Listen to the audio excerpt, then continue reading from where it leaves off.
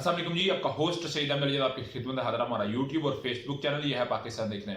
लाखों करोड़ों दुरूद व सलाम हज़रत मोहम्मद मुस्तफ़ा सल्लल्लाहु अलैहि वसल्लम और आले मोहम्मद पर रात गए, जो मैंने आपको एक खबर दी थी और वो पूरी अब तक तो वो सारी की सारी डिटेल पहुंच गई थी, मगर मैंने अपना भी कुछ तजिया दिया था कि किस तरह अदलिया मुखालिफ तहरीक इन्हीं के गले पड़ गई कि एक ऑनरेबल जस्टिस साहबान, हाजिर सरवर जस्टिस साहबान के मतलब कह रहे जी कि हमने जो है इनके सामने पेश नहीं होना।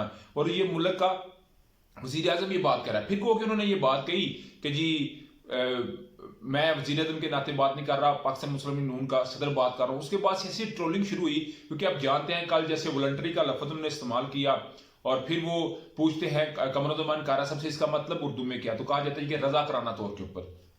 तो वज़ीर आज़म साहब जो है हमारे शबाशी साहब, वो बात कुछ कर रहे होते हैं मगर उसका मीनिंग वो कुछ और निकाल रहे थे। मगर अदालत ने जी रात गए, देर आए, दुरुस्त आए, असल होना पड़े कार आए। असल चीफ जस्टिस साहब ने रात गए अज़ नोटिस ले लिया और कहा कि आज हम इसकी समाअत करेंगे। 9 रुकनी बेंच था। मैंने सारी की सारी डिटेल आपके साथ शेयर कर दी। इमरान खान साहब ने रात गए ये बात कही थी कि अदलिया का एहतराम करना हमारा आईनी जिम्मेदारी है, हमारी आईनी जिम्मेदारी है। गो के कल 2 समातें मुकर्रर की गई 28 फरवरी को। मैंने उसके मतलब भी आपको बताना है। सबसे पहले उधर से शुरू कर लेते हैं और फिर मैं बताऊंगा कि नून लीग जिनके लिए जब से मरियम नवाज साहब आई हैं और वो ही पनामा से कामा, कामा से पनामा, पनामा से कामा, यानी कि उनके पास कुछ है ही नहीं, मंजन कोई फक्की बेचने को है ही नहीं। आज आके फिर क्योंकि नून लीग का ना एक तुर्रा इम्तियाज रहा है कि वो अदलिया पे तनकीद करते हैं, पहले मुजाहमत करते हैं फिर मुफाहमत करते हैं।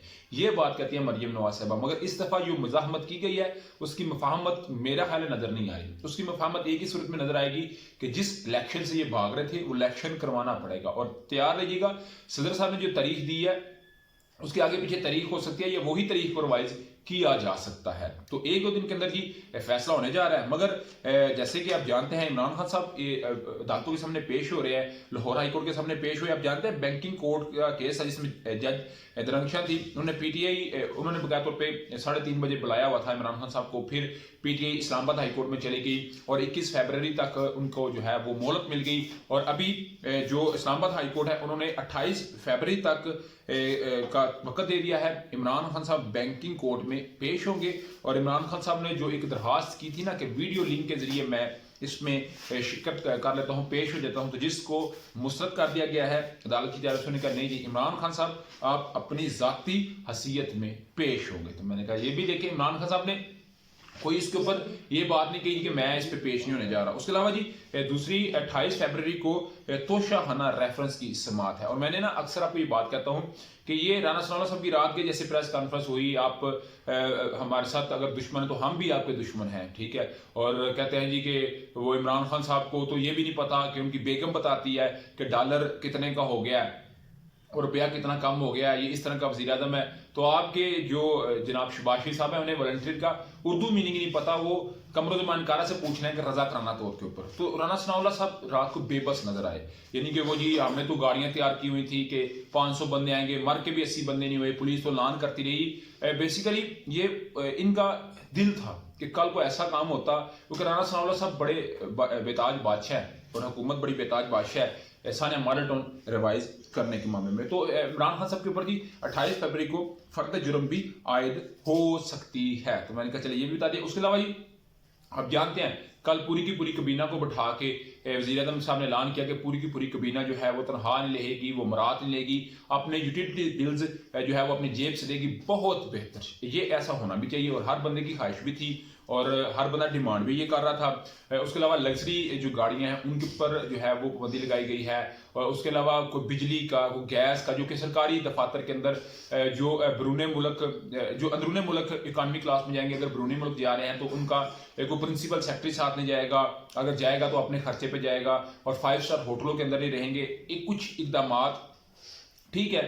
और किसी सहाफी ने क्वेश्चन किया कि जनाब ये बताएं फिर आपने जो 87 रुकनी जो कबीना है वो क्यों बनाई जाती है, जिसपे कहा गया जी देखिए आज तो हमने खत्म कर दिया ना, अभी तो आप हमारे को क्वेश्चन करें, मगर इससे पहले भी तो पाकिस्तान के हालात कितने की शिदत, अभी तो फिर को हालात बेहतर हो गया, मगर इन्होंने उस वक्त भी उसको इंजॉय किया। उसके साथ ही वज़ीर आज़म पाकिस्तान ने सदर पाकिस्तान को खत लिखने का कह दिया कि मैं सदर पाकिस्तान को खत लिखूंगा और खत के अंदर सदर साहब के साथ मैं शदीद जो है वो तशवीश का इजहार करूंगा कि आपने 9 माह पहले भी असम्बलियाँ तहलील की, स्पीकर और डिप्टी स्पीकर की रूलिंग के खिलाफ की, उसके अलावा आपके पास इख्तियार नहीं है, आपने असम्बलियाँ के इलेक्शन की तारीख क्यों दी है। मगर ये इनका प्लान कुछ और था।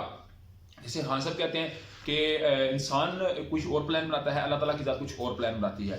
और साथ ही सुप्रीम कोर्ट ने आज खुद नोटिस लेके सारे के सारे मामले को ही फिट कर दिया। उसके अलावा जी जस्टिस काजी फाइज ईसा साहब, आप जानते हैं कि साइफर की तहकीकात का केस था और इसमें दरख्वास्त दी हुई थी पीटीए की जानिब से कि फलां इसमें शख्स मुलव्वस था और फलां मुल्क मुलव्वस था और इसकी तहकीकात होनी चाहिए। इस दरख्वास्त को काजी फाइज ईसा साहब ने दरख्वास्त को खारिज कर दिया और उन्होंने कहा कि मैं सुनी सुनाई बातों पर कैसे गौर कर लो। इमरान खान साहब ने जो कुछ कहा था इतनी थी तो इमरान खान खुद करवा लेते। इमरान खान साहब तो उनका रजीम चेंज हो गया था और होते तो शायद वो करवा लेते।